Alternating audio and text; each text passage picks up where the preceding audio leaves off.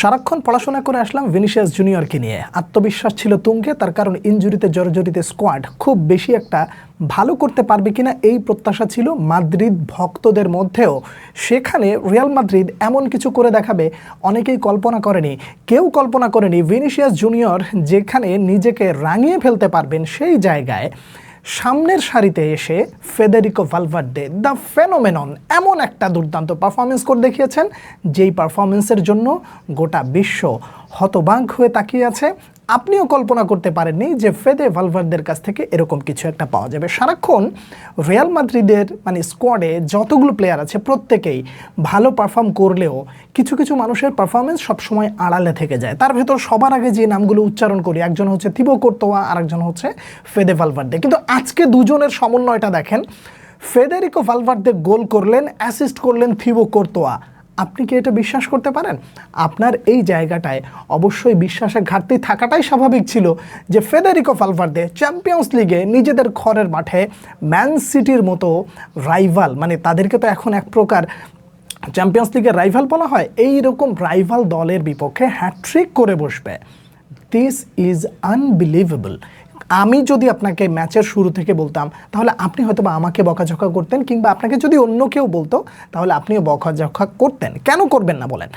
করার পেছনের এক নম্বর কারণ হচ্ছে, আপনাকে যদি এই মুহূর্তে বলি যে আপনি রিয়াল মাদ্রিদের একজন বা দুজন প্লেয়ারকে বেছে নেন, তাহলে আপনি কাকে বেছে নেবেন? হয়তো বা ভিনিকে বেছে নেবেন, থিবো কোর্তোয়াকে বেছে নেবেন, কিংবা আপনি কিলিয়ান এমবাপেকে বেছে নেবেন। কিন্তু একজন মিডফিল্ডারের কাছ থেকে আসলে আপনি কতটা প্রত্যাশা করতে পারেন? এবং ওই প্রত্যাশাটা আগে ভাগে বুঝেছিলেন কে জানেন?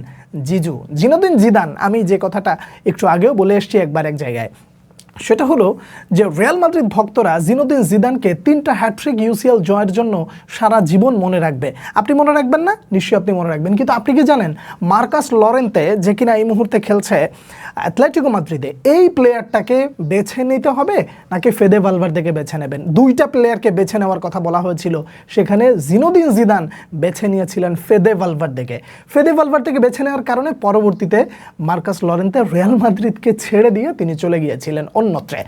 এই যে বিশ্বাসটা, এই বিশ্বাসের প্রতিদান যদি আজকে এসে রিয়াল মাদ্রিদের জার্সিতে ইনজুরিতে জর্জরিত একটা স্কোয়াড, যেখানে কে গোল করবে সেটা নিয়ে সন্দিহান অবস্থা, যেখানে দল আসলে কতগুলো গোল খাবে এইটা নিয়ে সমীকরণ গোনা হয়, ঠিক সেখানে ফেদেরিকো ভালভার্দে হ্যাট্রিক করে দিলেন। বিশ্বাসের প্রতিদানটা আরও একজনকে দিতে হয়। ধন্যবাদ যদি আপনি দিতে চান জিনেদিন জিদানকে, আরও একজনকে তো দিবেন।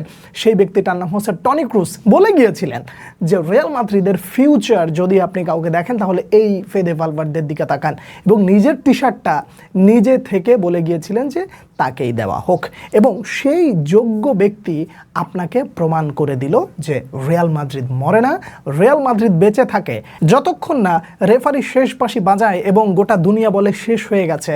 যদি সেখানে 1 মিনিটও বাকি থাকে, রিয়াল মাদ্রিদ ফিরে আসে। দেখুন, এটা ছিল রিয়াল মাদ্রিদ বন্দনা, এবং এই বন্দনা করাটা বা ফেদেরিকো ভালভার্দের প্রেমে এই মুহূর্তে মত্ত হওয়াটা খুবই স্বাভাবিক ব্যাপার। কিন্তু কিছু বাস্তবতা আপনাকে ভুলে গেলেও চলবে না, যে ম্যানচেস্টার সিটিকে আপনি কোনোভাবে বাদ দিতে পারেন না। এই জায়গাটা আপনি একটু মনোযোগ সহকারে শুনবেন। ম্যানচেস্টার সিটি, তাদের আজকে একটা বাজে দিন গেছে, যে ঠিকঠাক মতন বা প্রত্যেকটা প্লেয়ার জায়গা মতন প্লেস হইতে পারছে না। তাদেরকে রিয়াল মাদ্রিদ প্লেয়াররা একদম পুরো মার্কিং করে রেখেছে। কিন্তু তারপরেও বলতে হয় যে রিয়াল মাদ্রিদ প্লেয়ারদের ল্যাকিংসও তো ছিল, ডিফেন্সে আনমার্ক কয়েকবার হয়ে যাচ্ছিল। কিন্তু ওই জায়গাগুলোতে একটা গোল পেয়ে গেলে একটা রিদমে চলে আসতো ম্যানচেস্টার সিটি, এবং সেই জায়গাটায় সব থেকে বেশি অ্যাডভান্টেজ রিয়াল মাদ্রিদ পেয়ে গেছে। যে আজকে ম্যান সিটির একটা ব্যাড ডে ছিল, একটা খারাপ দিন ছিল। এই খারাপ দিনটাই রিয়াল মাদ্রিদ কাজে লাগাতে পারতো আরও 16 কলাভাবে, যদি ভিনিসিয়াস গোলটা করতে পারতেন। তারপরেও ভিনিসিয়াস জুনিয়রকে যেইভাবে ভক্তরা অ্যাপ্রিসিয়েট করেছে, মিস হয়েছে, নো প্রবলেম, তুমি যেটা করেছো তুমি তোমার কাজ ডান করে দিয়েছো। এই জিনিসটুকুই হচ্ছে ভিনিসিয়াস জুনিয়র আপনাকে নিজে থেকে প্রত্যাশা করে। তার কারণ হলো যে একটা প্লেয়ার যখন দলের জন্য সব কিছুই করে, মিস্টেক এটা হতেই পারে, এটা খুব স্বাভাবিক ব্যাপার। গোল হওয়াটা দরকার ছিল, আবার বলছি গোল হওয়াটা দরকার ছিল, কিন্তু তারপরে যে ভক্তরা যে অ্যাপ্রিসিয়েশনটা দেখিয়েছে, ইট ওয়াজ মাইন্ড ব্লোয়িং।